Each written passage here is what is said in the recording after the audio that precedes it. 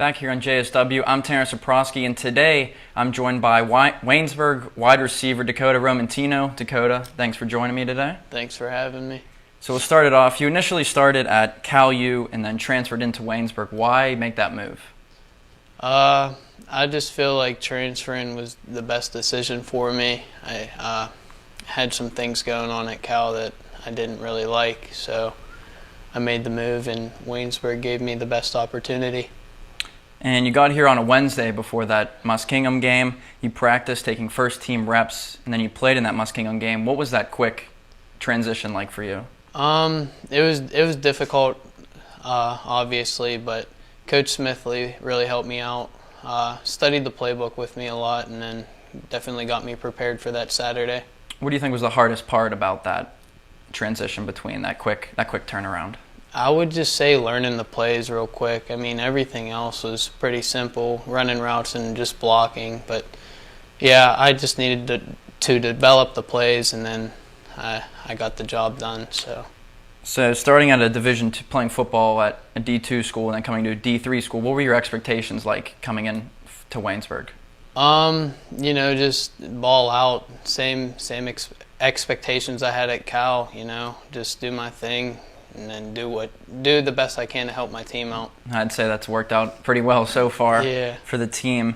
That first game against Muskingum, the offense was held to very little yardage, only 21 passing yards, and then Case Western, the offense exploded. What do you think the difference between those two games were?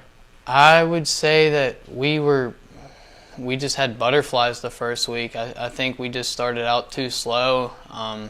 Didn't have the outcome we expected at the start of the game, and I think it kind of brought the game down for us. And then we practiced a lot harder going into Case, and then it showed, but we just didn't get the win. It's all right. Mm-hmm. Yeah, I mean, Case, one of the best teams in the pack. Drew Saxon, one of the best quarterbacks in the conference. But staying with that Case game, as you know, many people know, 9 catches, 260 yards, and a touchdown. Those 260 were the second most in football history, a record that was set all the way back in 1968.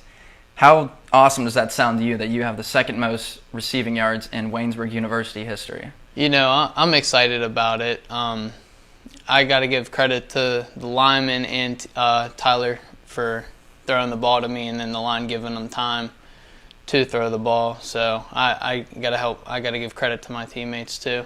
And then flash forwarding to Saturday against Teal in the fourth quarter, 98-yard touchdown. That was the longest receiving touchdown in the history of Waynesburg University football. What does that mean to you personally? I'm blessed again about it. It was supposed to just be a nice catch to get the first down and move the chains, but I got to explode down the sideline and score, so that was cool. Do you think that record will ever be broken? I mean, you can't go much farther back than 98. I mean, it's going to be hard. It'd be cool if it did get broken, but I don't know. We'll just have to see.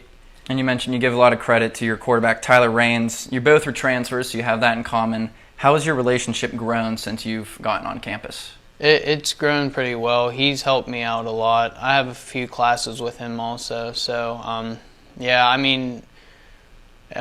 couple nights I'll go over to his place and we'll watch film together and prepare. But we definitely got a nice little chemistry building on. If you had to compare you two to a NFL quarterback wide receiver duo, who do you think you guys compare to? So the way this year's going, I'd say like a Matt Stafford and Cooper Kupp. But like if we're going based off last year, I'd say like a Josh Allen and Stephon Diggs. Those are two good combos. That's a good answer. The offense, as I mentioned, has really come alive the last 2 games. You guys scored 85 points between these last 2 games. What kind of clicked after that Muskingum game that allowed you guys to be that explosive on offense? We watched film that following Monday. Coach Smithley really got on us, and we used that as motivation at practice, and we just worked harder than we usually did, and hopefully we just keep building on and on. So. And I assume you heard this number a bunch of times, 714. The days between the last 2 Waynesburg football wins. What was it like being part of this team to have a win like that in first time in 2 years? It was definitely exciting, but it was expected, hopefully we go into this week fired up, and I think this is our statement game against Carnegie Mellon, and if we win, we can really put ourselves on the map and flip the season around. I was going to say, you guys are having a couple tough games coming up here. Carnegie Mellon, you finish off the season with Washington and Jefferson. What are your expectations for this team for the rest of the season? It's just 1 week at a time, you know. Today sparks the plug for Carnegie. Just go into practice. Hopefully we work hard, just get the same outcome we did last week. All right. That's all the time we have here on JSW. Dakota, thank you once again for joining me. You can see him on the field this Saturday at 7 p.m. against Carnegie Mellon. We're going to take a short break. Whenever we come back, Caleb Yager and Joe Venzel will break down their top 5 plays of the week.